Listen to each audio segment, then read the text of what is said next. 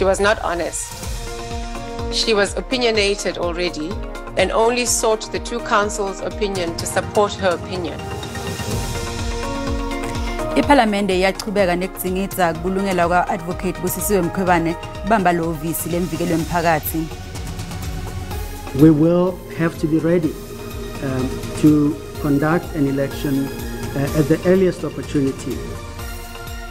I-IEC iqinisekisa itakhamuti takuleli ukuthi ikhomishana liyangemela likhetfo itawetfula likhetfo lolusezingeni lelisetulu. I was never sponsored in my life, so I was getting usizo that help, Mkanjubovu kutesibhakela Bongani Mahlangu sewucela lisito angakashiye esibhakeleni lekungumdlalo lathanda kakhulu.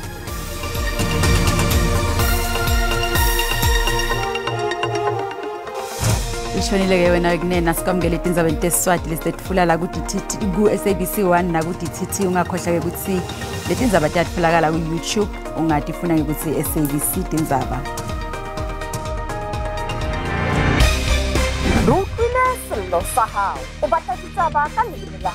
Indaba ze-SABC umthombo othembekileyo wendaba kuwe. Izindaba ze-SABC okuyizindaba ongezethemba seziyatholakala ku-digital terrestrial television eyaziwa nge-DTT kanye naku-SABC Plus.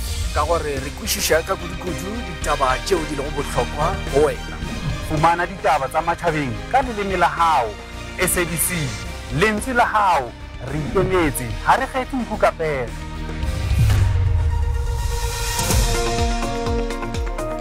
Bandvula betfula bufakazi kumalungu eParlamente labuka kulungela kwa-advocate Busisiwe Mkhwebane kuba ngumvikeli wemphakathi bachubekile nekutfola bufakazi lobusha lobubheca Mkhwebane.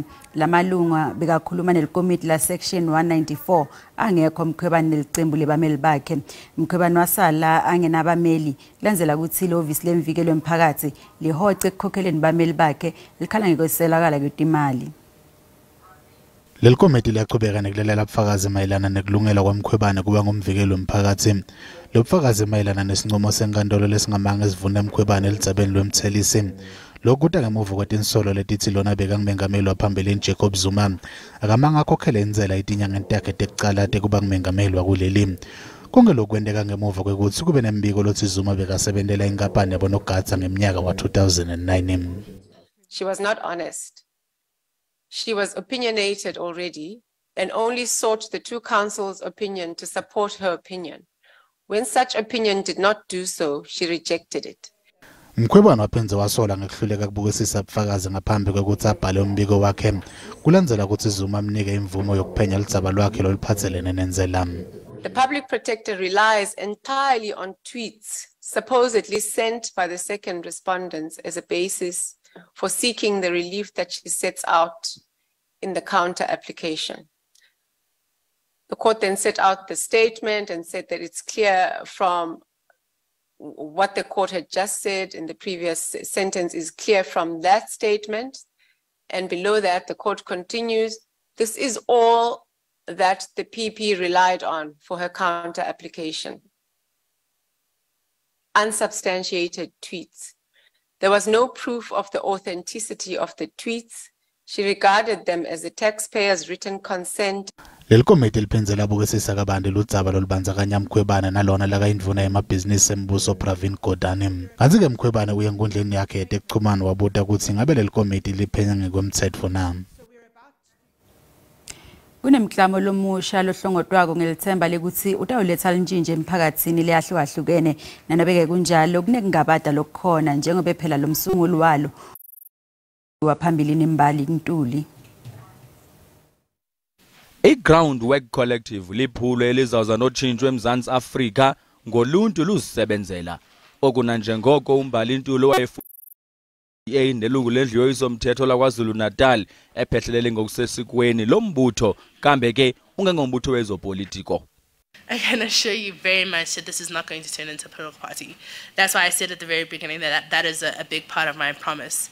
I think that it is incredibly cynical what we've seen happening in South Africa with people that begin organizations to turn them into political parties. If I wanted to do this, there's no shortage of political parties I could have joined. I think I've been invited by almost every single one of them. lombutho uza kujilela ubala inkqubo zawo azawuqwalasela zona ukukhokhelela kunyaka ozayo. NdinguAbongile Dumako kwindaba ze-SABC eGauteng. Ngalesikhathi ichubeka iEskom necisha gesi ngenhloso yokumonga ndiyakhula tinsolo tekuthi sesigabeni sesiphohlongo kepha lenkampani lephehla gesi yakuphika lokhu lesigaba lesichubeka nyalo sishiya emabhizinisi netakhamuti tingena gesi emahora langetulu kwalalishumi. Sekuphele emalanga lasihlanu sole live libukene nesigaba sesithupha sekuhamba kwagesi ngenhloso yokumonga kanzi kubonakala kwangathi mancane emathuba ukuthi liphuma kulesi sigaba. Kamuva nje iEskom ithi lesigaba sesithupha sitawuchubeka ukuthi made kube ngolwesibili kanzi lokho kungahle kuchubeke ukuthi made kube nelushintsho.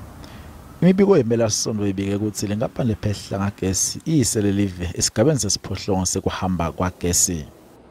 I think it is dismal that we're at stage 8 of load shedding. I really believe we've got to address this as a critical emergency because our economy cannot afford what we're seeing today with respect to energy availability. And I believe that the government is taking steps to address this. Tithumeleti vele Africa yonkana tihlangane eKapa lapho kudzingidwa khona ludzaba lokuthengisana ngaphandle kwetihibe. Umphathi webusiness leadership South Africa Busisiwe Mavuso uthi kude indlela ukuthi Africa ingakhona ukuthengiselana uma kude igesi. A big impediment and a big enabler is having a conducive environment. You can't produce and you can't talk about agro-processing value addition or beneficiation if you actually don't have energy. Energy is a critical input into any production process. We are talking about Africa industrializing. There is no way we are going to be able to industrialize without energy. Kusenjalo inyanya neti-77 ngalokusansimbi iyocala kuba netinkhulumisana temiholo ne-Eskom leliviki lelisetulu. Le nyanya ifune Eskom ikhuphula i-7 tayo nga-15% ibuye futhi inikete amabonus na 7,000 emarandi lekuyimali yetindlu. IEC iqinisekise takhamuti takuleli ukuthi le commission leyangamela likhetfo itawuthula likhetfo lolisezingeni elisetulu lokho kutangemva ukuthi mengameli Cyril Ramaphosa asayine umthetho sivivinyo lochitshiyelo ukuthi ube ngumthetho lovumela abantu labatimele ukuthi bangenele likhetfo lotifundza navelonke kanzi lokho kulandzela sinqumo senkantolo yemthetho sisekelo lesicophe umlandvo Letinye temthetho waphambilini betingahambisani nemthetho sisekelo letinye tinhlangano wetembango tisigcekile lesendo futhi tasabesa ngekuthi titawisa lendzaba titawuthatha sinyathelo semthetho IEC nyalo ibeke inyanga yelwedi ukuthi kubhaliselwe kuvota. IEC itakwenda siciniseko sekuthi yetfula lukhetfo lolungenasicu lelitawuba lucala ngca kutsi lithathe bantfu labatimele labatawungenela lolukhetfo lwesifundza navelonke. We will have to be ready to conduct an election at the earliest opportunity, and so we welcome this enactment of the law. This for us in the whole equation. Lo mthetho udzinga ukuthi induna yatasekhaya isungule lithimba litawubonisana ngetinguquko telikhetfo kungakapheli tinyanga letine. Leli thimba litawenda tinqumo mayelana netinguquko letingaba khona kulolu hlelo lwalo lukhetfo elukhethweni lolutako lwesigungu savelonke kanye nesishayamthetho sesifundza ngemuva kwelukhetfo eminyakeni lotako. The electoral system that we have for 2024 can be seen as a transitional electoral system, because after that a panel is constituted and that panel will do a reform exercise around the electoral system. Kunetinguquko letitsi IEC ihambisane nemthetho lomusha. First, the amended act provides for an additional ballot paper in the election of the National Assembly, thereby offering voters a non-binary choice of either a party or an independent. Ngakulokunye letinye tinhlangano temphakatsi tisabise ngekuthatha tinyathelo temthetho titsi kunalokungahanji lesibakuso nyalo. Kanzi-ke kubuka kabandi le ndlela lomthetho lomusha welkhetho emoyeni sinanje ngalwadi ibheki imkomezulu. So lada sikubingelele sikwamukele Tindzaba tesiSwati like SABC 1. Sibingelele dadewethu, sibingelele nababukeli bakho. Ubona njani dlakadla lomthetho lomusha losayiniwe? No, bingekho enye indlela njengoba usuke washo eqaleni ukuthi inkantolo yomthethosisekelo mhla ka-11 January 2020 yakhipha isinqumo sokuthi i-Electoral Act lebesisebenzisa ayikho emthethweni. Kwabe sekuphoqa-ke ukuthi iPhalamende kufanele libukisise kahle lo mthetho bese lenza isichibiyelo kubonakala ukuthi uyahambisana nomthethosisekelo. Kodwa-ke futhi sokhumbula ukuthi kuthatha isikhathi eside ukuthi lokho kwenzeke nokwaphoqa ukuthi iPhalamende ligcine licela ukuthi alekele lulelwe isikhathi kwaze kwaba kabili licela lokho. So-ke njengoba-ke iPhalamende ligcine likhulumile ngalodaba lagcina lidlulise lona isinqumo salo sasaya kwi-National Council of National Provinces, National Council of Provinces, NCOP, then wabusuya kumengameli. Umengameli ubenama-options ayi-3 noma ubenezinto eziyi-3 angakhetha kuzo. Okokuqala bengaba ukuthi abatshele ukuthi usafuna ukuthi aboniswe ngokwezomthetho. Okwesibili kube ukuthi ubuyisele ePhalamende ukuthi awuyobhekisisa kabusha ikakhulukazi njengoba usushilo ukuthi khona abangenelisekile. Okwesithathu ke kuba ukuthi asayine ibhili le bese iba umthetho. Ukhethe ke okwesithathu wasayina ukuthi ube ibhili. Engakusho la ukuthi kuyisinyathelo esihle kodwa ke ngebhadi angiboni mina ukuthi kufanele sisheshe sijabule ngoba kokuqala nje labantu abazongenela ukhetho ngokuzimela kuthiwa ama-independent candidates sesibonile amaqembu amancane umuntu athe nesihlalo esodwa abangumsindo kuze kuyoshona ilanga kube uyena omisa ukusebenza kamasipala ukusebenza kwesifundahulumeni wesifundazwe njalo njalo. So-ke umbuzo ke okhona uthi uma ngingene mina njengelunga lezimele noma njenge-independent candidate yini ezongivimba ukuthi ngenze okufanayo nalokho okwenziwa ngamaqembu amancane. So-ke ngasho ngithi yebo khona ngokomthethosisekelo uhulumeni nomengameli bakulalela kwasho inkantolo yomthethosisekelo kodwa kufanele sheshe sishaye ihlombe sithi iy'nkinga zethu zonke seziphelile. So na umuntu lotimele uphendvula kubani ePhalamende ngoba phela naku awunaqembu lophendvula kulo? Enye inkinga esoba nawo leyo dadewethu ukuthi uma ubheka kunezinto okuthiwa ngaphambi kokuthi umuntu avunyelwe ukuthi alingene ukhetho kuyofanele ukuthi kubhekwe izinto eziningi okufaka phakathi ukubheka umazisi wakhe noma i-ID yakhe kubhekwe nezinye izinto ezisemaceleni. Kodwa-ke uma ngabe esengenile lapha njengoba evotele abantu abamvotele kuyafana nokuvotela iqembu lezepolitiki ngoba kwabona osopolitiki uma sebesePhalamende uma ngabe sebenza lento kuthiwa kubusa ngokubambisana ama-coalitions ababuyeli kubavoti bayocela ukuthi sicela ukuthi sisebenzisane nobani bathathele inqumo bebodwa. Okusho ukuthi-ke nayo le-independent candidate uma isitholile isihlalo yangena ePhalamende kuzoba yona ethatha isinqumo sokuthi ubani esebenzisana naye ingasabuyeli lapha emazingeni aphansi kulabantu abalivotele ilunga ukuthi nakho engihlangabezana nakho nibona ukuthi angenze njani. So ingakho-ke ngithi mina ukungena kwalabantu abazongena ngokuzimela ama-independent candidates kuthi akufane nokusebenza kwamaqembu amancane ngoba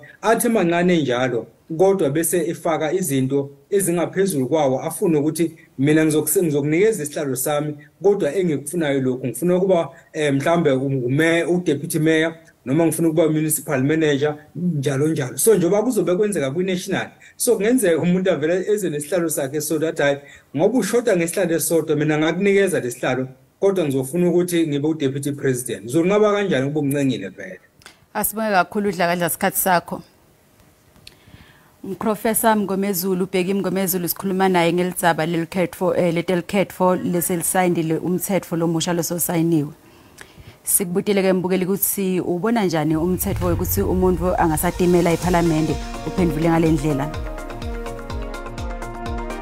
Anguboni lo mthetho ubasebenzela abantu abazobengenela ukhetho ngokuzimela. Ake sithi umuntu wakhona kuyenzeka ukuthi uba nazo izihlalo mhlambe ezo-10 isibonelo. Uzowakhetha kanjani lawo malunga lawo awu-10 ekutheni naye ePhalamende naye? Ngile ngithi kulabantu abatimele kulungelo labo nabo kokuthi bangangenela lekhetho kubonakala ukuthi batimisele ngani kuleli live lonke jikelele njengoba kutawiwa emavotini. Lo mthetho ayisebenzeli umuntu oyedwa nje ungamvotela ukuthi abe umongameli wase-South Africa uyobula sivoti lapho thina fanele sivotele iqembu elithile sibonayo ukuthi ngayiphazamisa i-ANC khona izokwazi ukuthi isebenzele abantu base-South Africa so nje umuntu oyedwa mina ngiboni sengabe nje kuyilahlela ivoti uma ungafuni ukuthi unikeze yona ukhongolose kodwa nje ngendlela engibona ngalo umthetho ambopasile awuyi-waste nje badlala ngesikhathi so nje mina ngisho ukuthi abantu abavotele iqembu okuyilona elizophazamisa i-ANC izama ukuthi isebenze kangcono isebenzele abantu base-South Africa baphile kahle kuphele lo ntshento lona-ke ngumbono wembukeli SABC ngeke yethweswa udiphendulela ngawo kanzi kuletinye nasibuye titolo kumiswe kufunza nekufundisa esikolweni semabanga laphasi iMathailen Mashego eRivoni futhi naseBushbuckridge eMpumalanga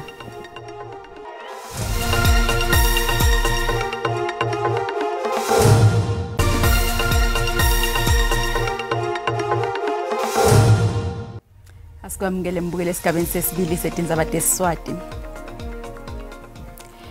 Kumisiwe kufunza nekufundisa esikolweni semabanga laphasi iMathailen Mashego eRivoni futhi naseBushbuckridge eMpumalanga batali bebafunzi bayabhikisha bafuna ukuthi kwakhiwe isikolo lesisha labafunzi bebasolo bafundzela kubomahambane endlwane kusukela lesasungulwa lesikolo eminyakeni le-13 leyengcile. Lihlandla lesibili lekufundza lisetawucala kulesikolo. Batali bakhiyele bamfa babo ngaphandle kwalesikolo bafuna ukuthi kwakhiwe emagumbi ekufundzela lafanele. Labamfana bebasolo bafundzela kubomahambane endlwane labangakaphephi. We have been having these temporary mobile classes for 13 years and then we've been pleading with the government department that please bring us proper buildings for our learners. When the school opened, I was the one who signed in my church to accommodate the school for 3 years. Kwakhiwa tindlu tangasese kuphela kulesikolo kanzi batali bafuna litiko letemfundvo lakhe emagumbi ekufundzela. These structures here, it was put for temporary purposes. So the school has been here in the structure for 13 years. So what does temporary mean? Litiko letemfundvo kulesifundza lethembisa ukuthi litawubukana neludzaba lekwakhiwa kwetikolo kulendzawo yaseBushbuckridge. Kepha solo kude umehluko. We are going to work closely with our sister department Public Works to see that we fast track the process of implementing infrastructure, but not only in that area, in that particular school, but throughout the province. Batali bafunge bagomela ukuthi basatawuchubeka nekuvala lesikolo ukuthi made kuhlangatshedwe timfuno tato. Seyibekiwe ibhodlensha ye-SABC emalunga la-12 latawuba kuyo iminyaka lesihlanu amametela lebhodi lebeyilindwe ngalabovu mengameli Cyril Ramaphosa uthe i-SABC isikhungo lesibalulekile kuntsandvo yelinyenti yesive kanzi uthemba ukuthi lamalunga lebhodi atawuqinisekisa kutinda kutimela nekusebenta kahle kwalenhlangano lesikade lasive.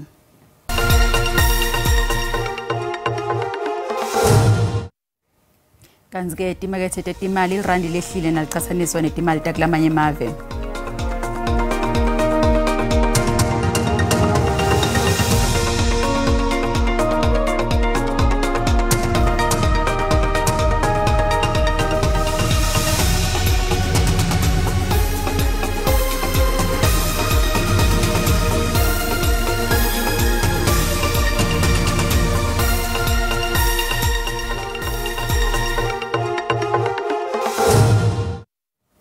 Kanzi-ke kutemidlalo Bongani Mahlangu lo mshayi isibhakela lo ngumkanjubovu ucela lisito asingakathathi umhlala phasi kulomdlalo la uthanza ngenhlitiyo yakhe yonke lo mshayi isibhakela loneminyaka lenge-43 akasatfole ekuchaswa solangenela lo mdlalo wesibhakela lobhadalako ngeminyaka wa-2007 Mahlangu lo nguye lophethe isicoco sakuleli se-junior featherweight utabavikela isicoco sakhe ngalesihlanu. Nathi-ke lethambe mbili lamhla kuleti iphume embiteni kuligwalagwala FM na-10 Dlamini. Mengameli Cyril Ramaphosa sewucashe ngalokhu semthethweni ibhodi lensha yenkampani lesikade lasive i-SABC. ILowveld Botanical Gardens embombela kulesifundza seMpumalanga ibukene nenkinga yokugeleta kwendle ngenxa yokungasebenzi kwemishini wekupompa emanti lokubangelwe yi-load shedding. Asihlangane kusasa ke setinga umthanyana ku DTT sikuvalelise mbukeli.